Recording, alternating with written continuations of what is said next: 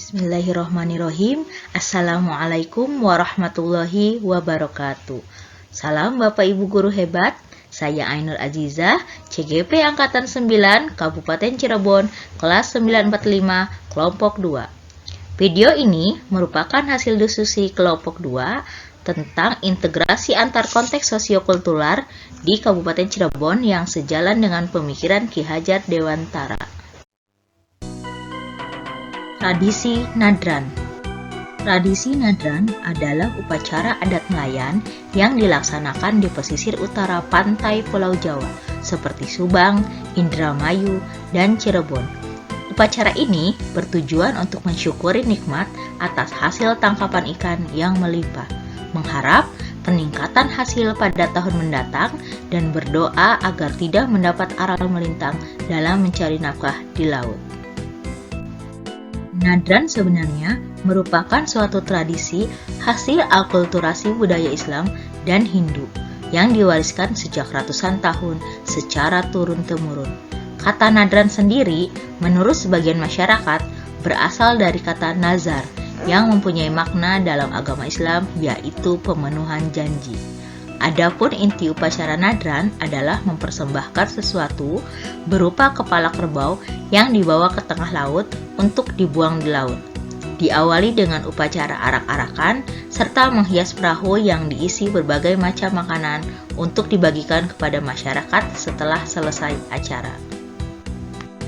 Alasan kenapa kelompok kami mengambil nadran sebagai sosiokulturnya di antara banyak kultur lainnya adalah karena kebetulan di kelompok kami letak geografisnya berdekatan dengan pantai utara Cirebon, sehingga menjadi salah satu ciri khas kultur budaya di wilayah Cirebon Utara, yaitu nadran atau upacara pesta laut.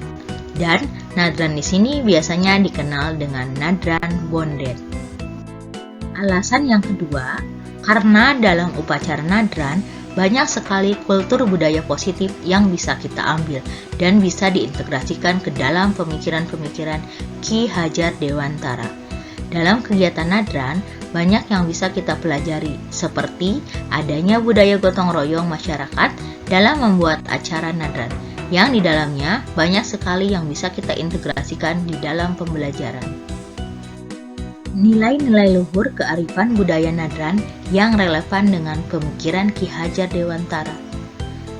Yang pertama, religius. Kedua, gotong royong. Ketiga, peduli. Keempat, kreatif. Dan terakhir, cinta tanah air. Nilai yang pertama adalah religius. Upacara nadran bertujuan untuk mensyukuri nikmat yang diberikan Tuhan kepada para nelayan melalui hasil laut.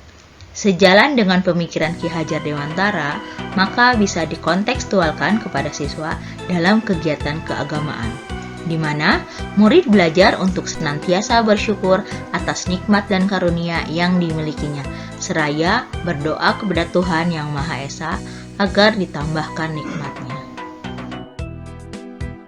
Nilai yang kedua adalah gotong royong. Dalam kegiatan nadran, masyarakat bergotong royong bekerja sama menghias kapal dan mengumpulkan dana demi terwujudnya upacara nadran.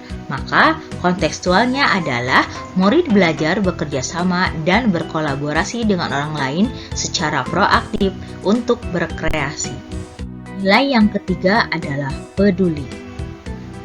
Bisa dilihat dari antusiasnya masyarakat dalam berbagi makanan kepada orang lain di dalam acara nadran. Hal ini bisa dikontekstualkan kepada murid bahwa murid belajar untuk berbagi dengan orang lain sebagai bentuk memperkuat nilai-nilai kemanusiaan. Nilai yang keempat adalah kreatif. Dalam hal ini, semua masyarakat, khususnya yang memiliki kapal, berlomba-lomba untuk menghias kapalnya sesuai dengan kreasi dan ide yang dimilikinya. Hal ini sejalan dengan kontekstual Ki Hajar Dewantara bahwa murid belajar berkreasi sesuai dengan kreativitas serta idenya masing-masing. Nilai yang terakhir adalah cinta tanah air. Nadran merupakan salah satu warisan budaya nenek moyang yang ada di Indonesia. Maka murid belajar untuk melestarikan budaya daerahnya dengan terlibat langsung mengikuti kegiatan.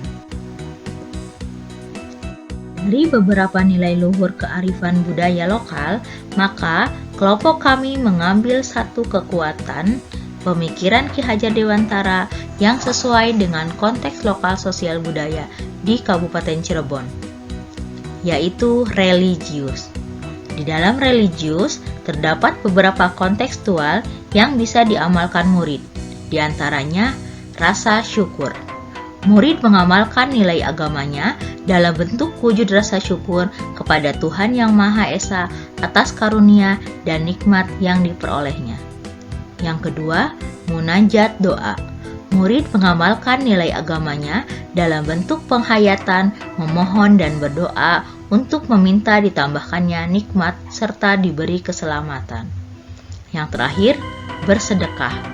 Murid mengamalkan nilai agamanya dalam bentuk berbagi dan memberikan rezeki yang dimilikinya kepada orang lain. Tidak terbatas hanya materi, bisa berupa barang maupun makanan.